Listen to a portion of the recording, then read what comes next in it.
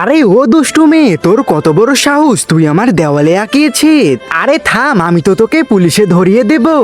আরে আঙ্কেল, আপনি বরং তাই করুন, আমাকে পুলিশেই ধরিয়ে দিন। আরে দুষ্টু মেয়ে, তোর কি ভয় নেই? আমি তোকে একটুকু ছাড়বো না। আরে রাজীব ভাই, আপনি বাচ্চাকে মারছেন কেন? আরে আন্টি, তুমি এখানে কি করছো? আরে চিন্টু সোনা, তুমি এমন করছো কেন? আরে আন্টি, আমি আম্মুকে খুবই মিস করছিলাম, তাই দেওয়ালে আম্মুর ছবি এঁকেছি। আমার সব বান্ধবীর আম্মু আছে, কিন্তু আমার তো আম্মু নেই, আমি কি করব? আরে সোনা, তুমি এসব কি বলছো? তোমার আম্মু নেই তো কি হলো, আমি তো আছি। এখন যাও, আঙ্কেলকে সরি বলো। সরি আঙ্কেল, আমাকে ক্ষমা করে দিবেন, আসলে আমি বুঝতে পারিনি। আচ্ছা ঠিক আছে, তোমার যেহেতু আম্মু নেই, আমি তোমাকে ক্ষমা করলাম, কিন্তু এরপর থেকে এমন করবে না।